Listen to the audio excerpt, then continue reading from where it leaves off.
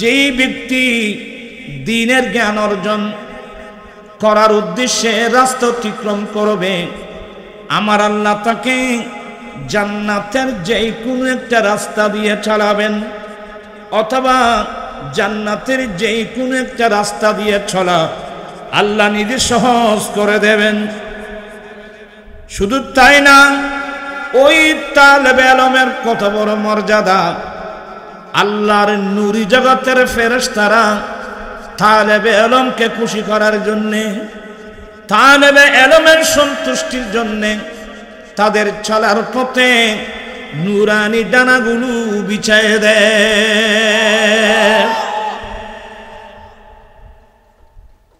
আজীব মামলা। আর ফেরেশতাগুলো আমার গোসে প্রাণীদের চোখে দেখতেন। আরেকটা কথা বলে শেষ করে দিচ্ছি, আয়াত পড়ছি এগুলো তাক।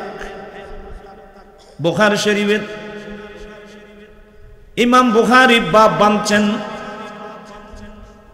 বাবু কাইফা কানা বদউল ওয়াহি ইলা রাসূলিল্লাহ সাল্লাল্লাহু আলাইহি ওয়াসাল্লাম।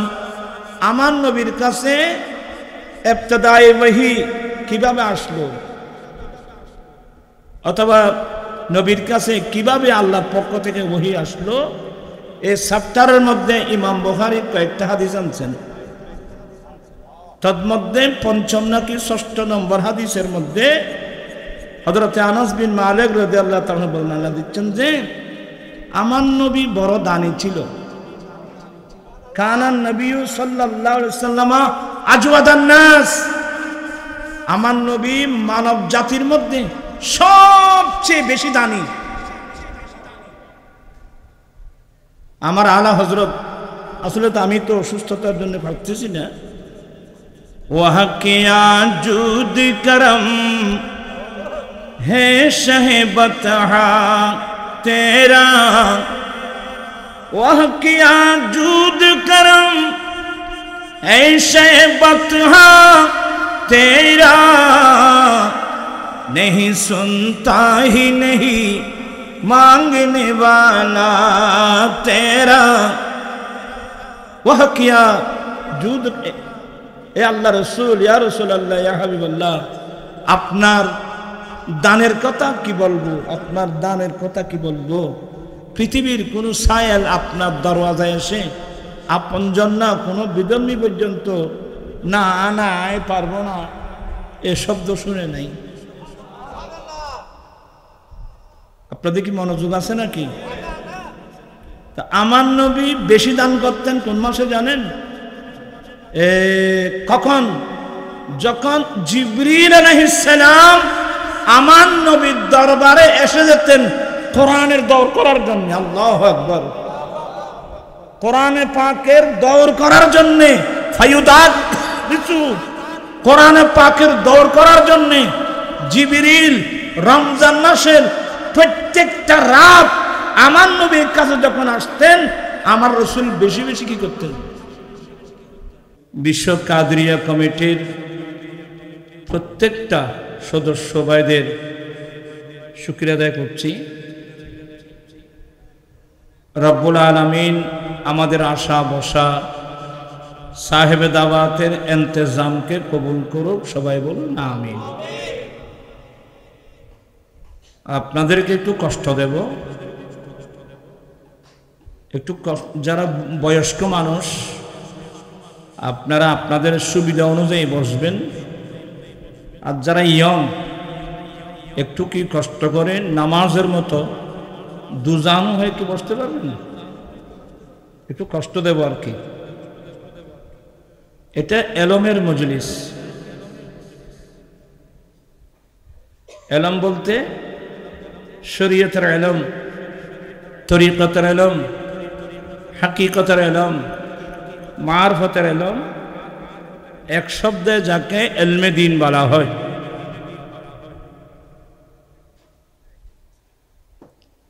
এগুলো বলতে গেলে অনেক দেরি হয়ে যাবে। এলম যে কত কিরে মাইগাবার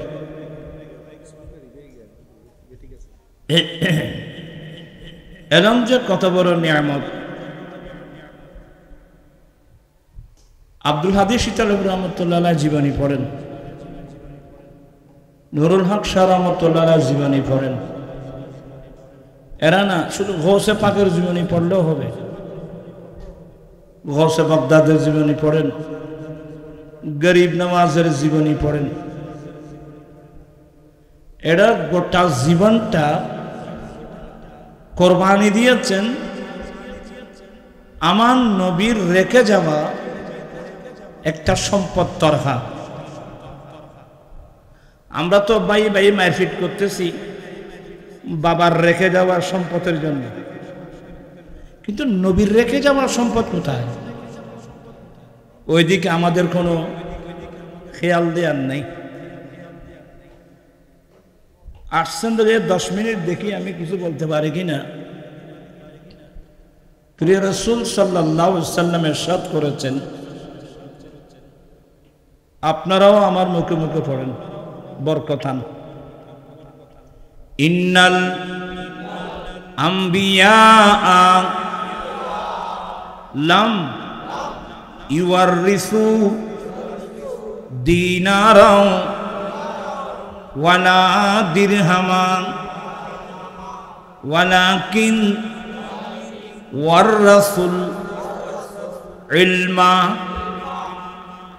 আল্লাহর নবী বলেন, হে আমার উম্মত, পৃথিবীর বুকে যত নবী রাসূল পৃথিবীর বুকে, এই পৃথিবীর লক্ষ্যভ্রষ্ট পথভ্রষ্ট মানুষকে হেদায়েত করার জন্যে এই পৃথিবীর বুকে যত নবী রাসূল এসেছেন, সমস্ত আম্বিকরাম এই দুনিয়া থেকে যাওয়ার সময় নিজের পরিবার উম্মত সহ কারো জন্যে একটি দিনার দিরহামের তরকা মিরাস রেখে যান না। সমস্ত আম্বিকরাম ওরা দুনিয়া থেকে যাওয়ার সময় নিজের পরিবার উম্মত সহ কারো জন্যে একটি দিনার দিরহামের তরকা মিরাস রেখে যান নাই। আম্বিয়া ইকরাম একটি সম্পদ রেখে গেছেন, ওই সম্পদের নাম হলো ইলমে দ্বীন। ওই সম্পদের নাম ইলমে দ্বীন। প্রান্তীয় সুন্নি মুসলিম ভাই বোনেরা, আমি খুব বিনয়ের সাথে বলবো, আমরা যারা মুমিন মুসলমান আছি, আমাদের জন্য সবচেয়ে বড় সম্পদ ইলমে দ্বীন। আমার নানাজান কেবলা সহ ওরা আজীবন শরীয়ত তরিকতের আলু জ্বালিয়েছেন, নিয়ামত দিয়েছেন, এরপরেও কিয়ামত পর্যন্ত প্রিয় নবীর তরকা জারি রাখার জন্য এখানে মাদ্রাসা প্রতিষ্ঠা করে গেছেন। তো দুঃখের বিষয় একটা, আর সিটিংকে ভাষা কইলে বুঝিবেন, গড়ের ভাত ফরে খার এলে কথা আছে না, গড়ের ভাত আর কোন কইলে উঁচনে খদ্দালই আরা দুনিয়া বেড়ার, নাউজুবিল্লাহ বলবেন না। আসলে আমরা কারা? আমরা কার উম্মত? 30 পারা কোরআন আল্লাহর কালাম কিভাবে পেলাম? এসব বিষয় সম্পর্কে আমাদের কোনো আইডিয়া আছে? যদি আইডিয়া থাকতো, আমরা আমাদের ছেলে মেয়েদেরকে কোরআন সুন্নাহ বাদ দিয়ে আমরা স্কুলের মধ্যে কোনোদিন পড়াতে পারতাম না।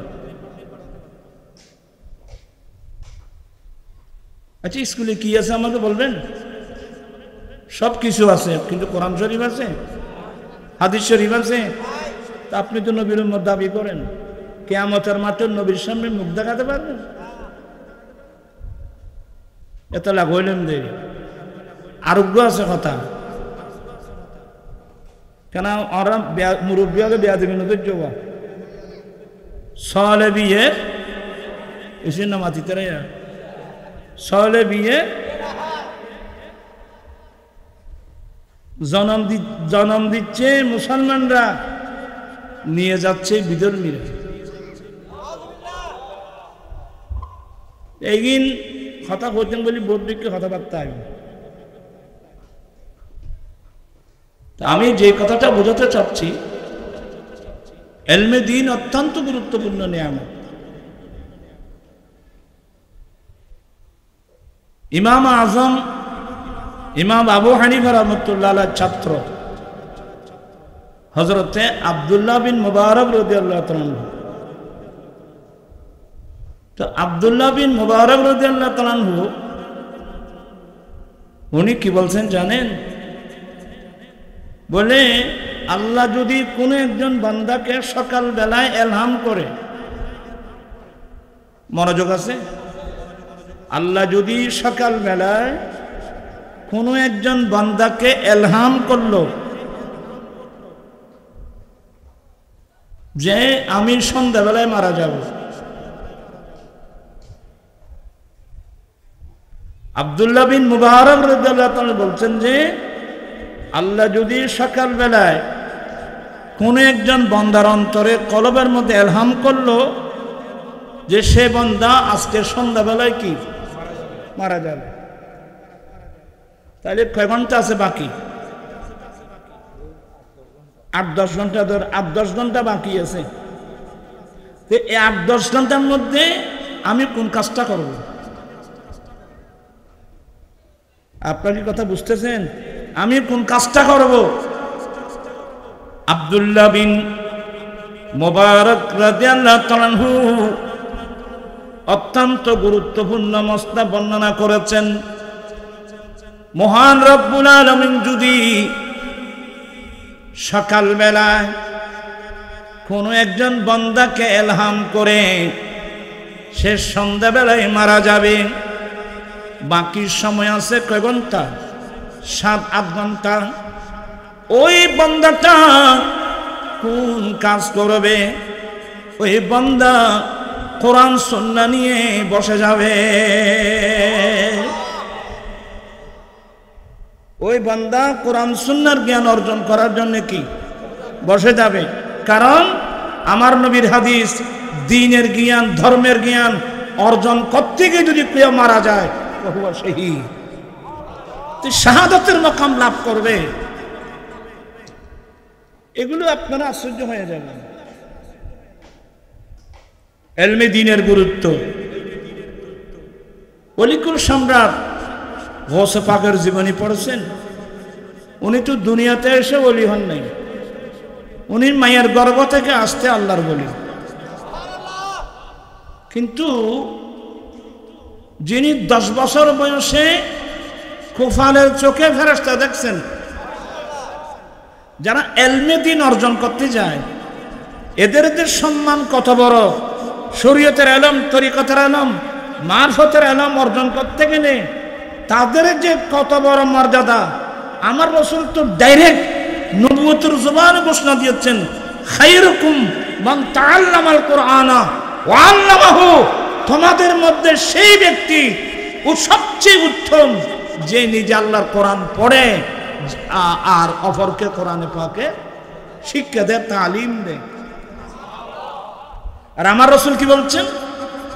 মান সালাকা তরিকান ইয়াতলুবু ফীহি ইলমান সালাকাল্লাহু তরিকাম মিন তুরুকিল জান্নাহ। যেই ব্যক্তি দ্বীনের জ্ঞান অর্জন করার উদ্দেশ্যে রাস্তা অতিক্রম করবে, আমার আল্লাহ তাকে জান্নাতের যে কোনো একটা রাস্তা দিয়ে চালাবেন, অথবা জান্নাতের যে কোনো একটা রাস্তা দিয়ে চলা আল্লাহ নিজে সহজ করে দেবেন। শুধু তাই না, ওই তালেবে ইলমের কত বড় মর্যাদা! আল্লাহর নূরি জগতের ফেরেশতারা তালেবে ইলমকে খুশি করার জন্যে, তালেবে ইলমের সন্তুষ্টির জন্যে তাদের চলার পথে নূরানি ডানাগুলো বিছায় দেয়।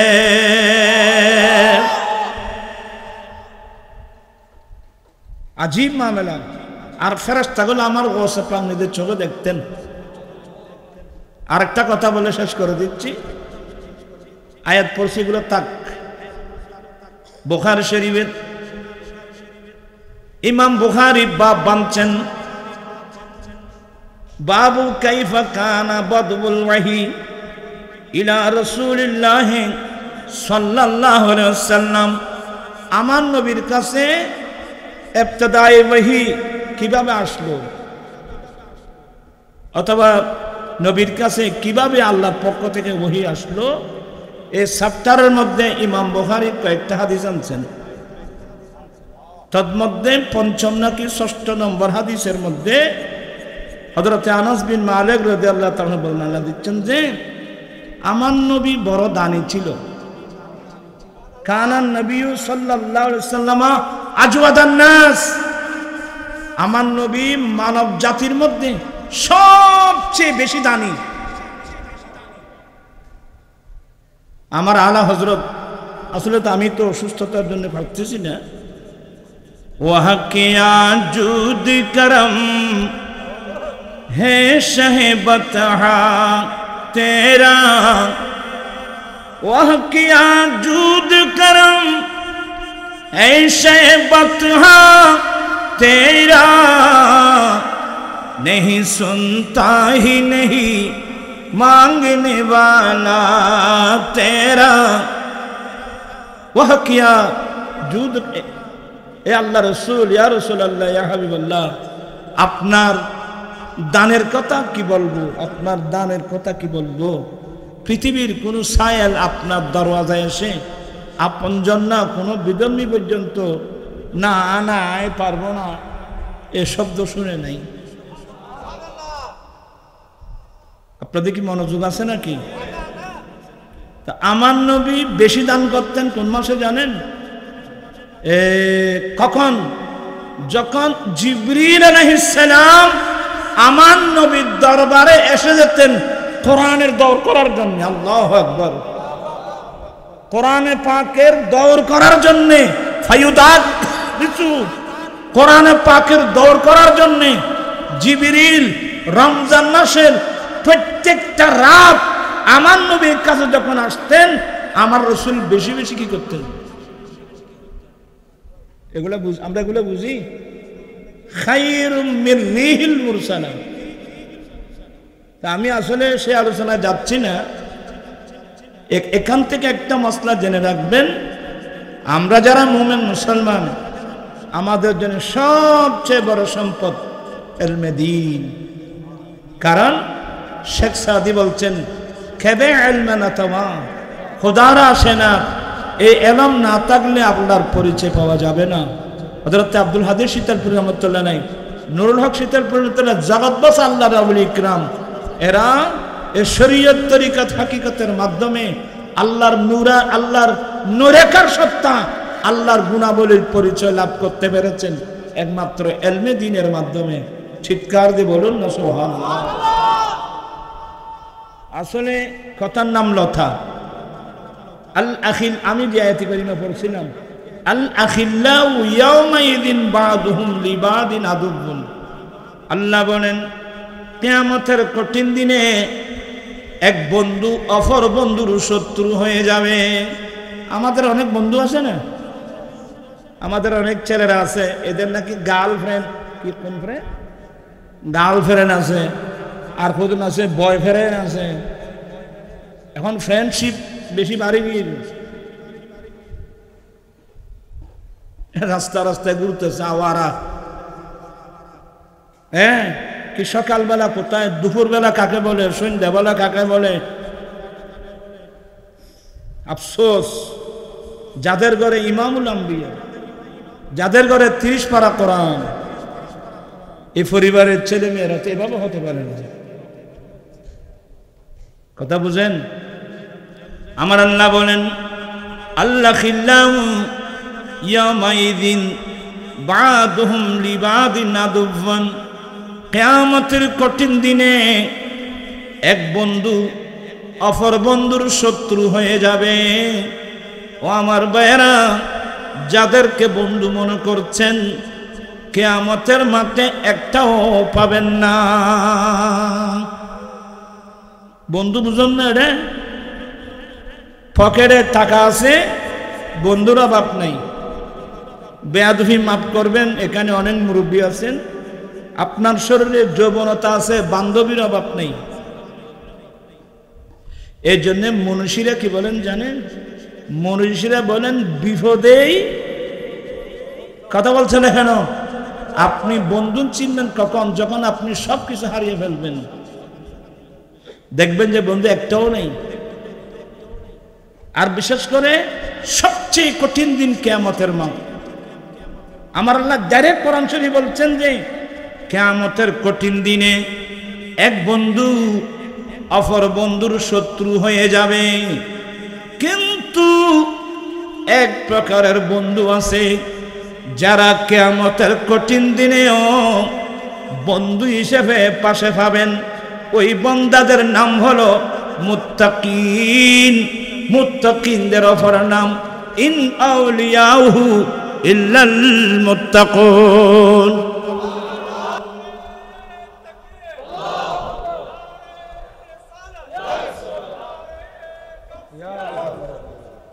আল্লাহিল্লাহু ইয়াউমাইদিন বা, এগুলো আল্লাহ বলছেন।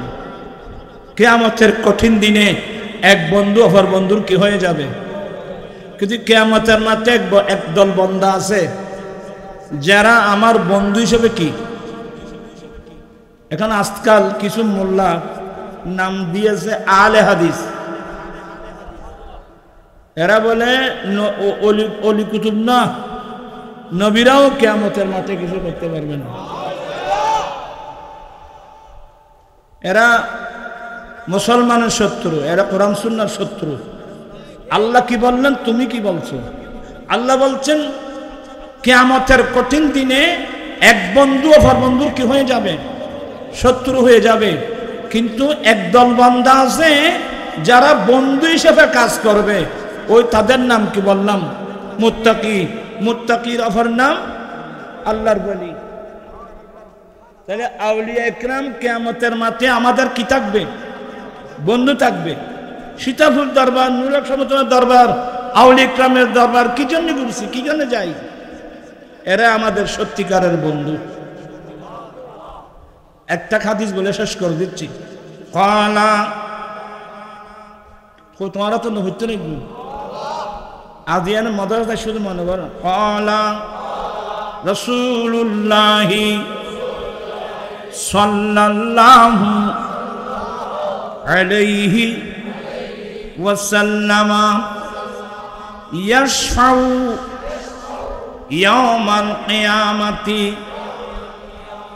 সালাসা আল আম্বিয়াউ সুম্মাল উলামা সুম্মা শুহাদা। এটা ইবনে মাজাহ শরীফের হাদিস। আল্লাহর নবী বলেন কিয়ামতের কঠিন দিনে তিন প্রকারের মানুষ আল্লাহর কাছে সুপারিশ করবেন শাফাআতে কুবরাতে, আমার রাসূলের জন্য।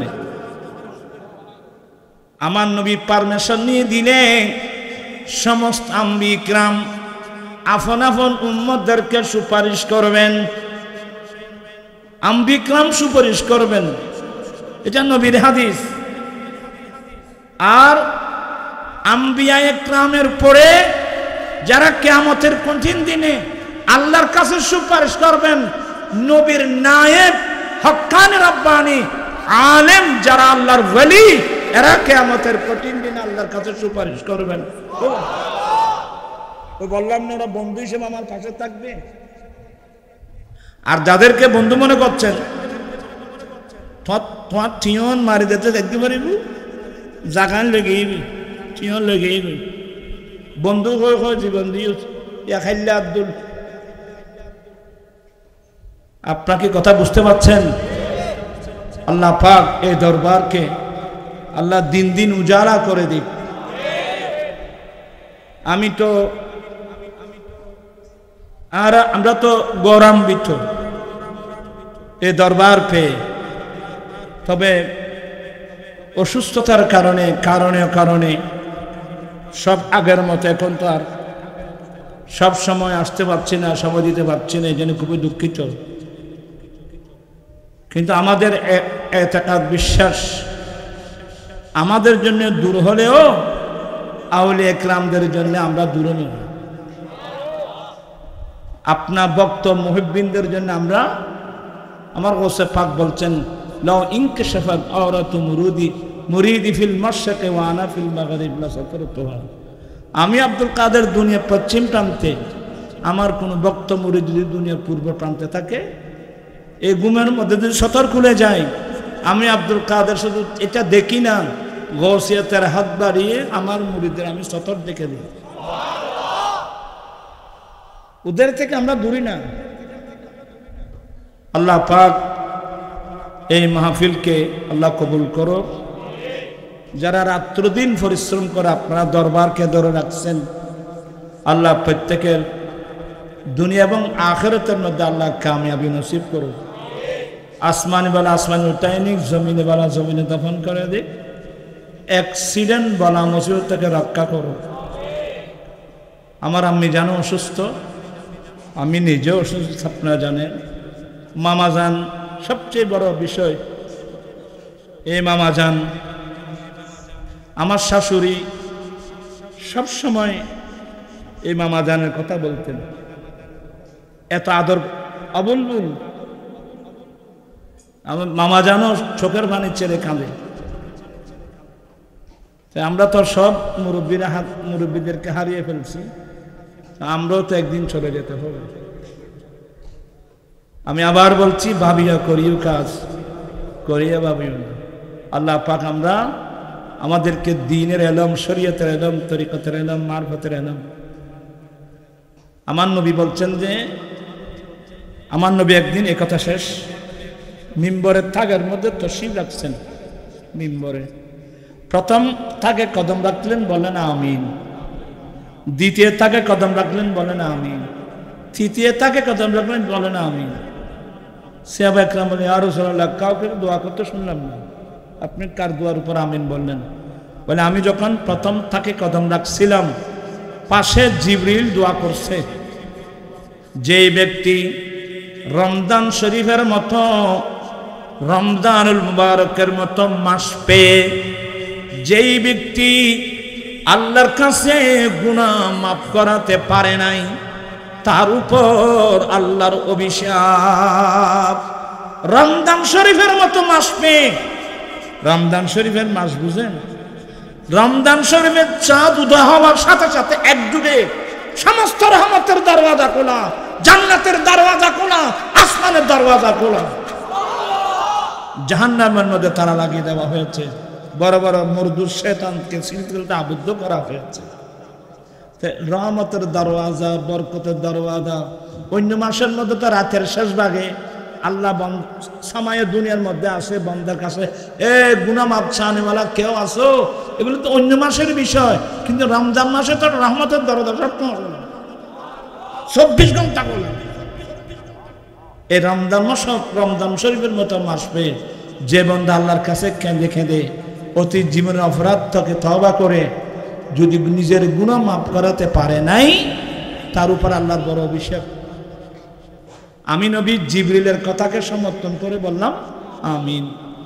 দ্বিতীয় তাকে আমিন বললাম, জিবরিল বলছেন, যেই ছেলে মা বাবা পেয়েছে, যেই ছেলে মা বাবা পেয়ে মা বাবার খেদমত করে দুনিয়ায় থাকতে জান্নাত অর্জন করতে পারে নাই, তার উপর আল্লাহর বড় অভিশাপ। আমি নবীর সমর্থন করে বললাম আমিন। মা বাবা যাদের পায়ের নিচে আমাদের জান্নাত। আপনারা খুব চিন্তা করে দেখেন, বর্তমান যুগে তো ছেলেরা মা বাবা চিনেও না, অনেক ছেলে চিনেন। তৃতীয় নম্বর, জিবরিল বলছেন, ইয়া রাসূলুল্লাহ, আপনি রাসূলের নাম মুবারক শুনে যে উম্মত আপনি নবীর উপর দরুদ শরীফ পড়ল না, তার উপর আল্লাহর বড় অভিশাপ। আমি নবী সমর্থন করে বললাম যে আমিন। আল্লাহ পাক হাদিস মোতাবেক এ মাহে রমজানের ফয়ুজাত বরকাত আল্লাহ আমাদের সবাইকে নসিব করো। ওয়া আখিরু দাওয়ানা আলহামদুলিল্লাহি রাব্বিল আলামিন। আসসালামু আলাইকুম ওয়া রাহমাতুল্লাহি ওয়া বারাকাতুহু।